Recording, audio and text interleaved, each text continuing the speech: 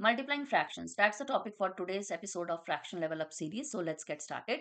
My first category of the questions would be when we are multiplying a whole number with a fraction. And my question is 3 times 3/4. I will depict this multiplication using three visuals: number line, fraction bars, fraction circles, and in the end by the direct rule. Number line. I will start with 0, always start with 0. And then we will put on the benchmarks 1, 2, 3, and of course like it can go on and on. Now look at this part, it's 3/4, so I will divide my number line or each whole into fourths. Okay, fourths means each whole into four parts. So 1/4, this is 2/4, this is 3/4, and this one is 4/4, and we know that 4/4 is 1. Then again, four parts: 5/4, 6/4, 7/4, and 8/4. We know 8/4 is 2. 9/4, 10/4, 11/4, and of course 3 is 12/4. Now we will take three groups. We will form three groups of 3/4. Okay, so let's form three groups of 3/4. So the first group will go to 3/4, so 0 to 3/4. The next one will go to 6/4. The next one will be 9/4. So these are my three groups of 3/4, like the gap of 3, 3, 3. Okay, where did I reach? 9/4. So my answer of 3 times 3/4 is 9/4. If I convert this improper fraction to mixed number, 9/4 is 4 times 2, 8, 2 and 1/4. Okay. And from the number line, you can easily see that yes, I have reached 2. And then I have this 1/4 more. And so my answer is 9/4. So 2 and 1/4, which is 9/4. That's the answer of 3 times 3/4. All right. Now, how you'll do this question with the fraction bars? It is 3 times 3/4. So you can see I have three holes. 1, 2, 3. Three fraction bars. And then 3/4. So I will be shading, I will be depicting 3/4. So let's do it. So 1/4, 2/4, 3/4, 4/4, 5/4, 6/4, 7/4, 8/4, 9/4. So how many fourths we have? 9/4 we have. And that's why the answer is 9/4. But how does this 2 and 1/4 make sense? I can shift this part to over here, and I can shift this part over here. So you can see that this one whole fraction bar is shaded.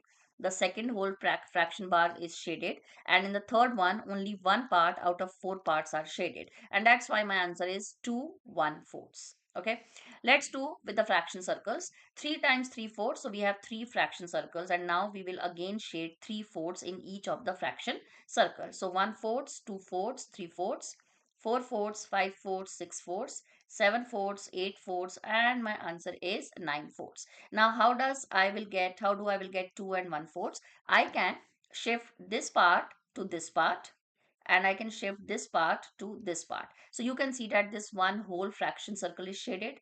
Over here, one whole fraction circle is shaded, and over here, just 1/4 is shaded, and that's why my answer is 1 and 1, 2, 1/4.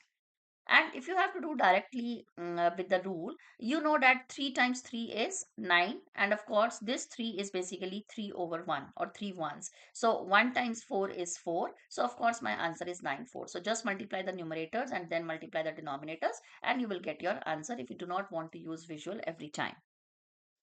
The next category is fraction times fraction.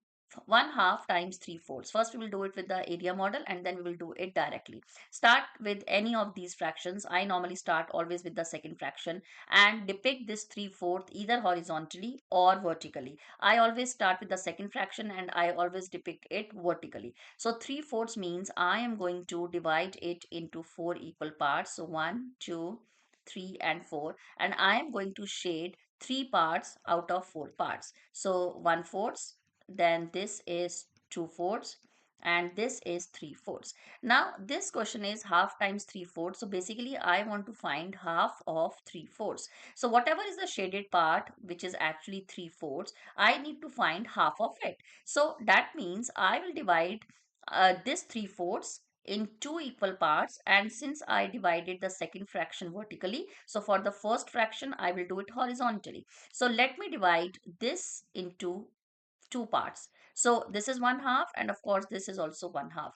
I want to find half of 3/4 means half of this shaded portion. So I will shade half of this 3/4. So I shaded this half of the 3/4. So now you see How many boxes are double shaded? Means in blue also and in red also. So it's 1, 2, 3. So my answer is 3 out of how many total parts in this whole is divided into 1, 2, 3, 4, 5, 6, 7, 8. So my answer is 3 eighths. If I want to confirm my answer is correct or not, of course, we know that we multiply the numerators with numerators. 1 times 3, 3 and 2 times 4, 8. So my answer is correct. Let's take the next one.